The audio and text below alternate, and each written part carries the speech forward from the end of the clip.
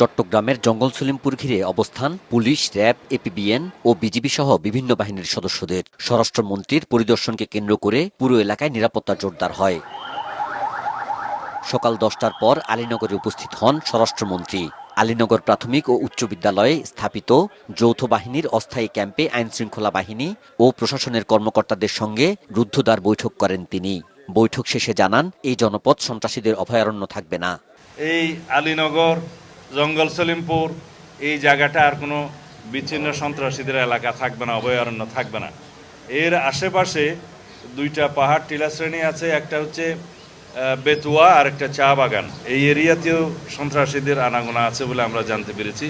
এখান থেকেও তাদেরকে উচ্ছেদ করা হবে। স্বরাষ্ট্রমন্ত্রী বলেন, স্থানীয়ভাবে যারা দীর্ঘদিন ধরে এই এলাকায় বসবাস করছেন তাদের উচ্ছেদ করা হবে না। কেউ উচ্ছেদের আতঙ্ক ছড়ালে তা জানানোর আহ্বান জানান তিনি।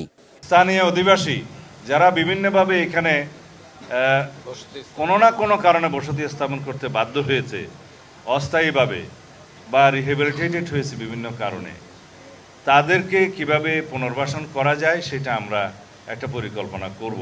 তাদের কাউকেই এখান থেকে আপাতত উচ্ছেদ করা হবে না। পরে দুপুরে তিনি চট্টগ্রাম সার্কিট হাউসে ভূমি প্রতিমন্ত্রী barrister Mir Helal, mayor doctor Shahadat Hossain, চট্টগ্রামের বিভিন্ন আসনের সংসদ সদস্য সহ আইজিপি, বিজিবির ডিরেক্টর জেনারেল, বিভাগীয় কমিশনার, জেলা প্রশাসক, র্যাব ৭-এর অধিনায়ক ও এলজিইডি প্রকৌশলী সহ বিভিন্ন সংস্থার প্রধানদের নিয়ে সভা করেন। তারা এটা না করলে কি স্বরাষ্ট্রমন্ত্রী এখানে আসতো?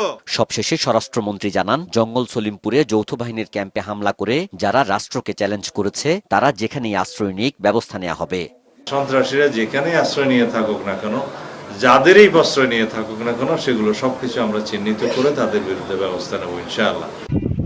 স্বরাষ্ট্রমন্ত্রীর পরিদর্শনের এক সপ্তাহ আগে জঙ্গল সলিমপুরে যৌথ বাহিনীর নবনির্মিত ক্যাম্পে ভারী অস্ত্রশস্ত্র দিয়ে হামলা চালায় সন্ত্রাসীরা। বুলডোজার চালিয়ে ক্যাম্পের দেয়াল ভেঙে ফেলে তারা। নাজমুল সাদিকি, মাছরাঙা সংবাদ, চট্টগ্রাম।